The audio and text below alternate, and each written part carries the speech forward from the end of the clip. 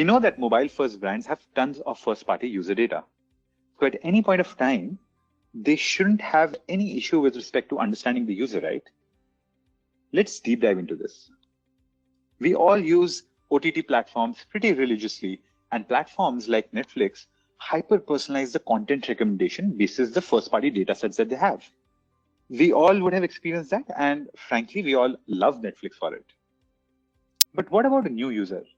Someone like my dad, where there is no user history. Well, him being based in India, Netflix decided to show him a lot of Hindi content on his feed. He wanted more variety, especially the English movies, so he decided to dip into My Profile. The results were disastrous. My Profile is now a mess. For Netflix, who I am is based on what I have watched on the platform. But that's not always the case.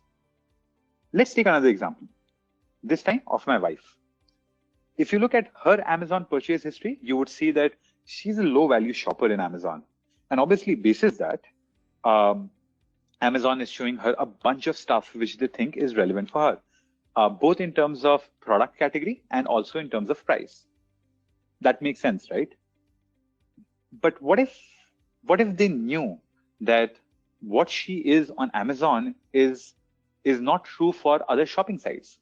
What if they knew that she's actually a very premium shopper on fashion apps like Myntra? She does buy premium brands and is not always a discount shopper. What if Amazon had known that about her? Wouldn't this be an important information point for them to be able to upsell Amazon fashion and maybe also increase her overall lifetime value? And that's the fundamental challenge that mobile-first brands face today.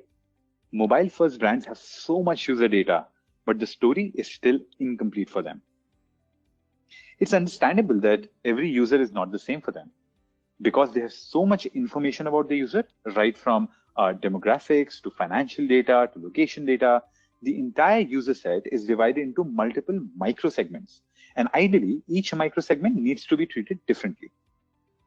But more granular the segment, more difficult it is to get a 360-degree view of a consumer. And that's exactly the challenge that Swiggy was facing as well. For those of you who might not know, Swiggy is the largest and the most valuable food tech player in India and does more than 1 million orders per day. While Swiggy obviously knew a lot about their consumers, their first level of segmentation was based on the stage of the app consumer journey. To solve for retention holistically, Swiggy had to segment users basis where they are on their app consumer journey and then get to know so much more about them. Each micro segment, as we call it, had to be understood in a different way, and hence different questions needed to be asked to each of these different micro segments. Let's take an example. Based on an industry report, around 77% of users who download an app do not come after day one. As you know, brands spend incredible amount of money to acquire users, and such a high churn rate at such an early stage is a huge problem for them. Not only are these users not purchasing anything in the app, they are not even registering, which means that Swiggy doesn't have any email ID or phone number to connect with them. How can Swiggy get a better understanding of the consumer profile if there's no way to connect with them?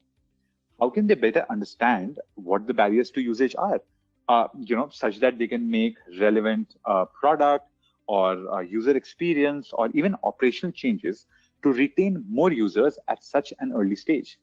Imagine the kind of ROI that they would be able to get from this. That's where InMobiPulse came into action.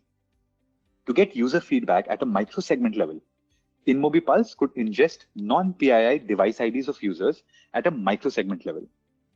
We could then find these users programmatically on the InMobi exchange, bid for those users on the basis of obviously the data that the client has given us, the passive mobile data that we already had about these users, and all the previous survey information as well, and serve them an in-app mobile survey to collect user responses. This survey data was combined with the first-party data given to us by the client and also the passive data that we already had. And combining all three could give us a 360-degree view of the micro segment in an aggregated and anonymized fashion. As a result, Swiggy could get a better understanding and hence ROI from a set of users who were literally a black box for them. We did this for multiple other microsegments as well. So let's take an example of dormant users who were users that had not used the app in the last 30 days or more. They were also retargeted, but the aim this time was to understand which channel of marketing is the most effective for them. And within this particular cohort, which channel of marketing is the most effective for each of the micro segment as well. And we also wanted to understand how do they perceive Swiggy as compared to an active user. The third set of micro segment, in this case was an active user. Through this activity, Swiggy was able to understand the TV viewing habits and preferred programs for these users. And the idea was to then target these users on offline channels like TV. Now, while the above examples have worked for one brand in one country, the methodology itself is scalable to all mobile-first brands across any country.